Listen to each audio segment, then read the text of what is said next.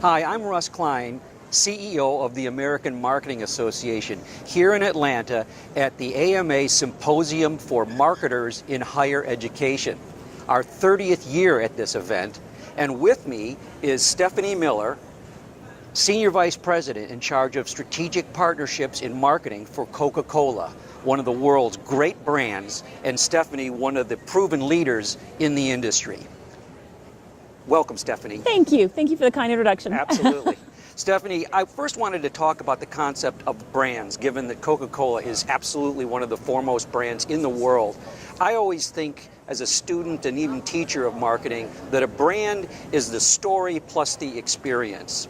And Coca-Cola is, of course, legendary with the storytelling, but you also are becoming legendary with your experience design and some of the things that you're doing with your programs, such as the ambassador program for colleges and universities. You want to talk to our audience about that? Yeah, absolutely. So when you think about brand ambassadors, we have a partnership with the top 100 universities across the U.S. where we place a college ambassador.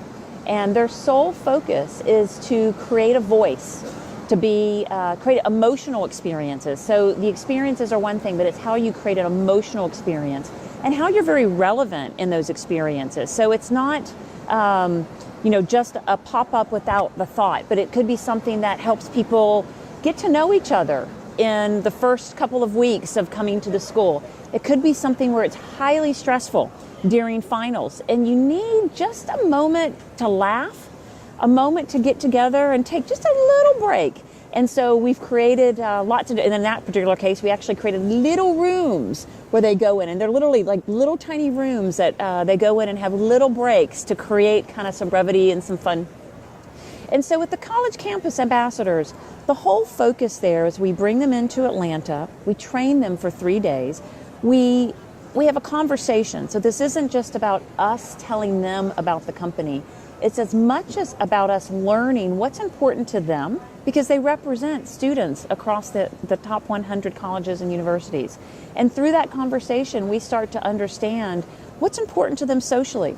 When are they most stressed throughout the school year? What are the things that are important to them around recycling and sustainability? So we're not just putting a bin on a campus, but we're creating programs in celebration of sustainability and helping them understand the role that they play.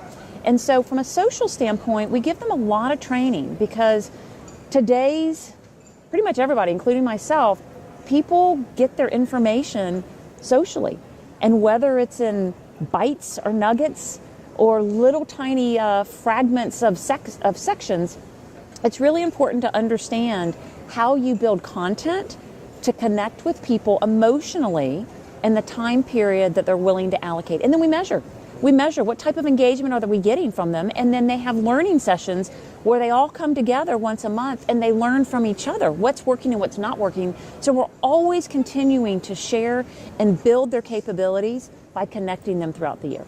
So in that context, Coca-Cola is really acting as an agent for creating positive interactions between young people.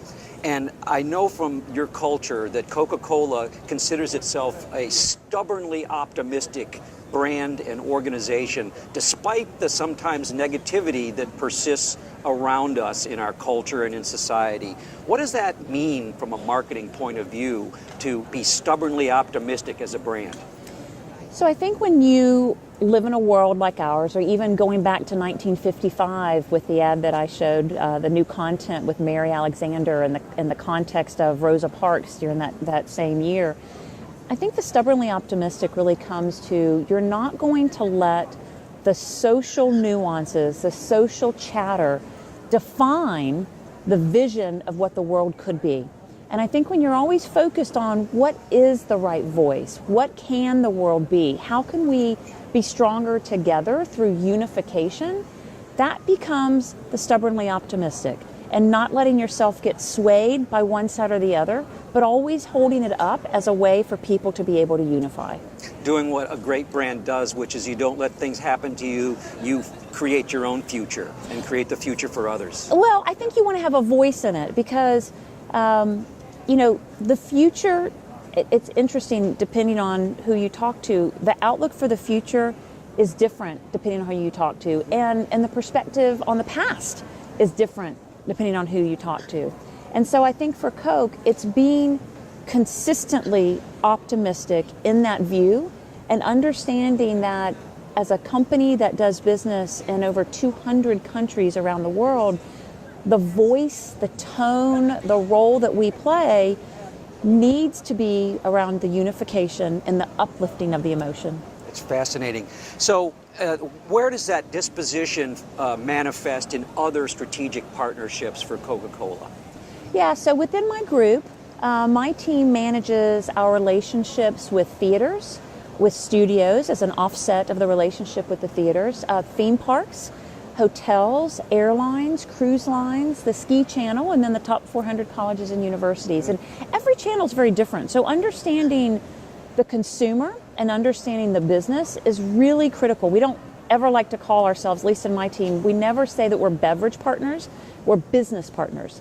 And when we're keeping our conversation only focused on beverages, we're missing why someone might want to be a partner with us and all the resources that we can bring. But as an example, if you think about theaters, it's the #1 out-of-home destination for teens.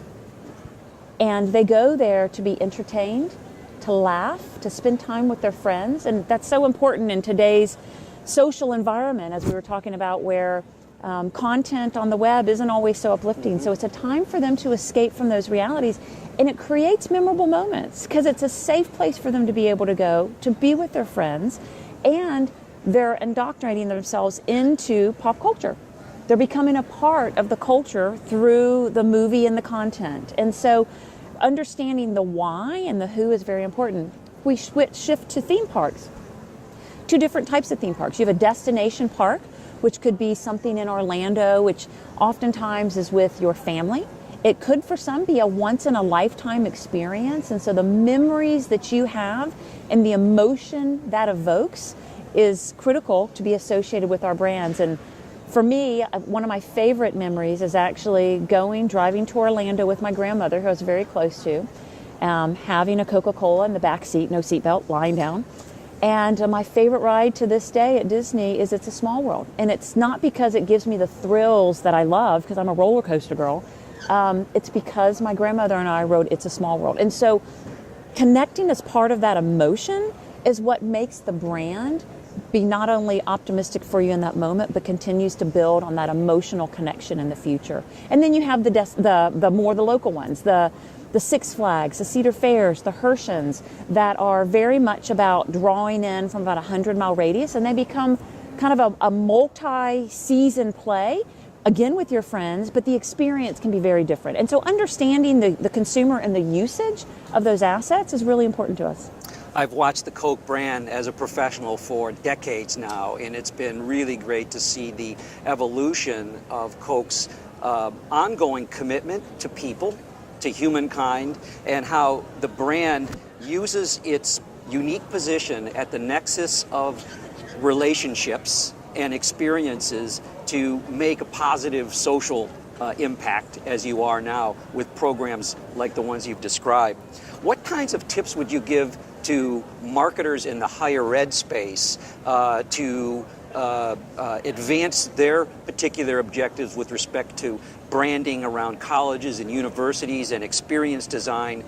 What have you learned in your career with Coca-Cola and with your relationships that you'd like to give tips to those marketers? Yeah, so I have a lot of respect for the people in higher education and the service that they do, because it is, they're building our future for tomorrow.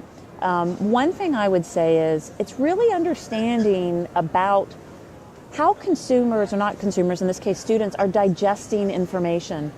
Today I was showing more 30-second, 60-second content, and the attention span of students today or of teens today, they don't want a 30 or a 60. And so the challenge is, how do you create an emotional connection, something that they want to actually watch, but within their attention span, which, some people would say it's a bite of 15 seconds. I say oftentimes it's a nibble of 6 seconds. Right. And so a lot of it is, how do you reach a consumer who is inundated with social media and information and they want to switch and hop. How do you grab their attention such that not only do they want to hear what you have to say, but they want to have a conversation? And the conversation is critical, because if you're just talking at them or talking to them, then the minute it's done, they're going to go about their way. When you can flip it and maybe ask for information back from them, or what's relevant to them, what keeps them up at night relative to colleges, how are they thinking about colleges, both as a 16-year-old and maybe even as like a 12-year-old, because they're two different types of generations coming through the campuses, and really understanding what's important to them. I think you start to have more of a two-way conversation, and it's a two-way conversation that becomes the most memorable and the most connected to the students. There's no question the attention span issue is a very important one. I just saw the other day that in the last 20 years, attention spans for college students has gone from 12 seconds to 8 seconds. And a goldfish's attention span is 9 seconds. That's right. That's right. And I read a stat that said that college students, so people, prospective college students, only about 14% check their email. Wow. Which, when you're thinking about marketing today and reaching them today, how do you reach them? What is it that they're willing to open and spend time on? So as we close, let's go full circle from the concept of optimism, this persistent and stubborn optimism of the Coca-Cola brand and Coca-Cola company, to your personal optimism. What is the one thing that keeps you excited or brings a smile to your face whenever needed that you can share with the audience? So one of the things that I tell people when they ask me what I love about my job, and I have to tell you, I love my people.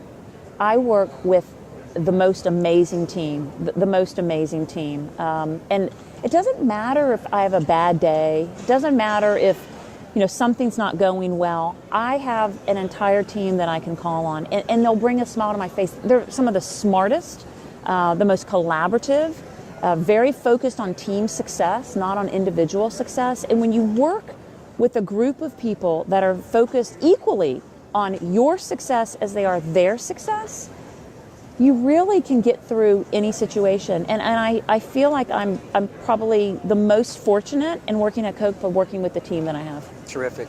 Drawing positive energy from others is what keeps you going, and that's a great way to close. I want to thank you, Stephanie, for being with us here at the AMA Symposium for Marketing for Higher Education. And I'm Russ Klein with the American Marketing Association. Thank you, Stephanie. Thank you.